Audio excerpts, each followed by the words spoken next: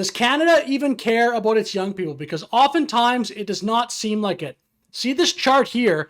This compares home price versus annual income in the Greater Toronto Area, which these trends are also true across other regions of the country, like British Columbia, and this is becoming more true as well in places like Montreal, Calgary, Edmonton, even places in Atlantic Canada.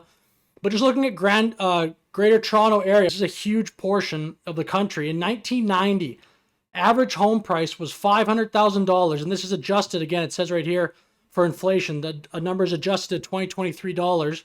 And look at the median income. Basically hasn't even moved, but the home prices have gone, they were flat for a while, and then look at what recently has happened. They've basically doubled.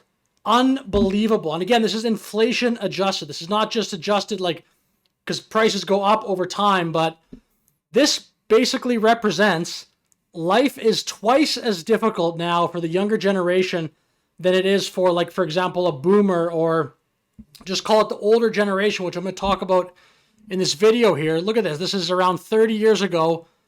Like twice as easy to buy a house, twice as affordable. And this difference, by the way, like this is essentially an insurmountable difference for so many people. Unless you have support from your parents or you earn a ton of money, this chart represents in many ways just an impossibility to own a home, because at the home prices here around 1990, around 500K, you could scramble, you could get a mortgage and then just deal with it. At this amount of money, a bank just won't give you a mortgage. If you can't provide, like you can't show them that you earn enough, you'll never get in. You'll never have a chance to figure it out. And yeah, it's unbelievable. So like, and this is the biggest expense in people's lives by far too lately in Canada. So it's not like you're just cherry picking one thing. Most people eventually want to own a home, own the equity in the home, be able to raise the family in that home. I mean, if you don't have this, you're just constantly pouring money into rent and you're essentially never getting ahead in life. Now, what are Canadians focused on? Because it's like hardly ever young people. Used to be in politics, you'd hear about them talk about what are we leaving for the future generation. I never hear that anymore. It's all like climate change and what are our seniors, how are seniors doing? Because look at this clip here from, this is just recently being discussed in the Canada's House of Commons. Just watch this short clip. For 65 to 74-year-olds. If they don't, well, they'll be solely responsible for causing an election. The Bloc Québécois asserting control over this sitting of Parliament and not shy about using it. The BQ during question period presenting what appeared to be an ultimatum to the Liberal Party: support a Bloc Québécois pension top-up bill or trigger an election. This government has all... So basically what's being decided or debated rather in the House of Commons right now is they want there to be, like it says even right here, just small print, but I'll just read it out. Bill C-319, which would increase pensions for those 65 to 74. But the Liberals have still yet to commit to passing this bill. And this bill, by the way, might actually bring down legitimately the government, because it's kind of being presented as an ultimatum from the Bloc Québécois to the Liberal Party: pass this bill or we might just vote against you in these, like, all these non-confidence votes that are coming through in Canada. But like, again, coming back to this, why should the focus be at a national level on this age group of people? And again, like if you're watching this video and you're in that age group of people, I'm not trying to pick on you or single you out individually. Like these are obviously for the most part good people, but why do they need more attention? What about the people that are 30 years younger, like say like the 35 to 44-year-old group who have this incredible hurdle in life, or the 25 to 34-year-old group?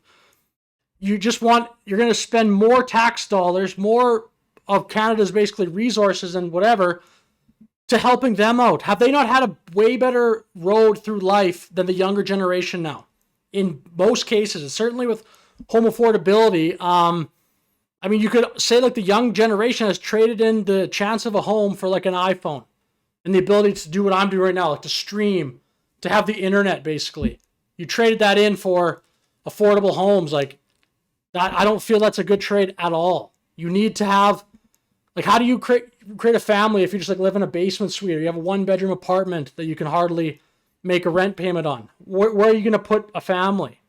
And so young Canadians, the thing that we get told all the time oh, we're going to protect you by protecting the climate. We're going to protect by less carbon emissions. That's us protecting your future. Pine cones kilometers into ahead of it, which is what set this burn. This is a result of climate change, Mr. Speaker. Climate change. He doesn't want to fight.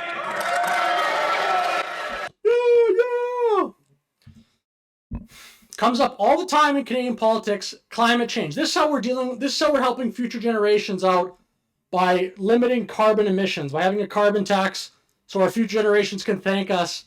Future generations need to be able to live. We need a home. We need an economy that's growing.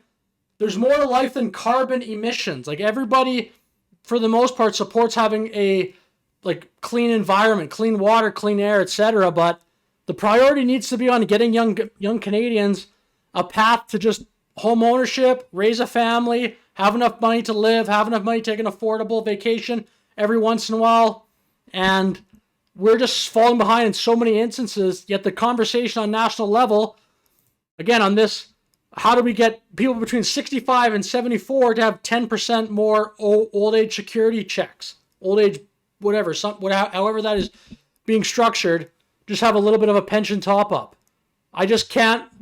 Canadians, young people, just constantly get disregarded and just pushed to the side and forgot about. And it's actually absurd. And then here, for the Canadians that want to just work hard and beat the odds, there are less opportunities here than our neighbors to the south. This should not be the case. It's a very similar landscape. We're a little bit colder, so I don't think it should be one for one. I could see them being a little bit more productive just because they can probably attract more talent based on their preferable climate. But why is Canada's economy falling behind America's? And this has been happening for quite a long time.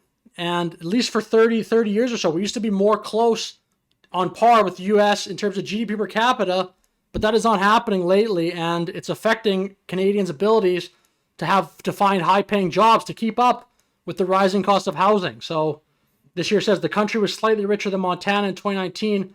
Now it is just poorer than Alabama. And then look at this chart here. Canada and USA regions GDP per capita in 2022 with I don't know what that's standing for, but population estimates.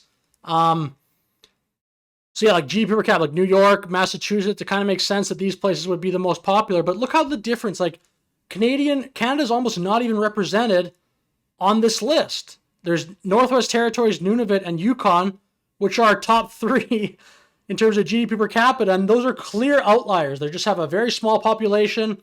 There's a cost of living adjustment that goes into that because, I'm assuming that would be part of this list, that cost of living adjustment. I don't know that 100% for sure, but to get a meal up there is so expensive because it's so difficult to get all the supplies up there.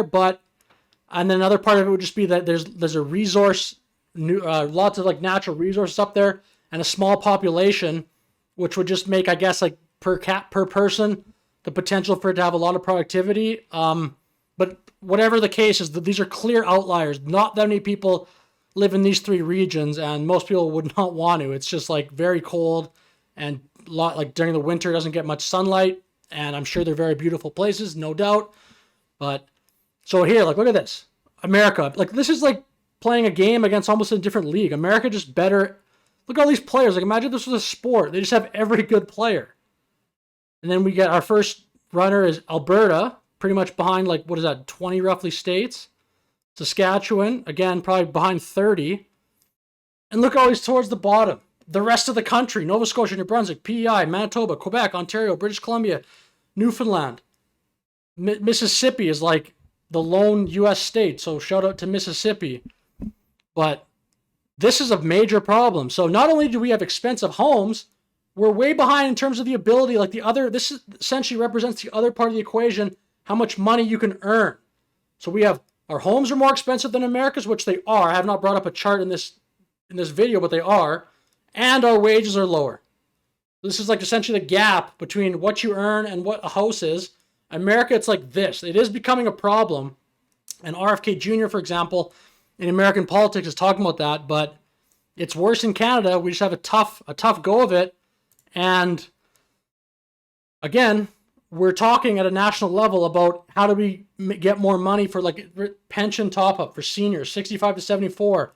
And again, shout out to them. They're great for the most part people, but our priority needs to, in Canada, be on our young people, which we're totally leaving behind. And so to the title of this video, I asked the question again, does Canada even care about its young people? So that may sound harsh, but I don't know. We have a tough situation here. I don't know how you're going to convince me in the comments if you think so. I mean, I'm sure some people in like a macro level do care, but why aren't we doing more about this? And why is our priority on just not on this? It should be on this constantly at national, local, provincial governments, etc. So with that said, thank you for watching this video. Let me know your thoughts in the comments and have a great day.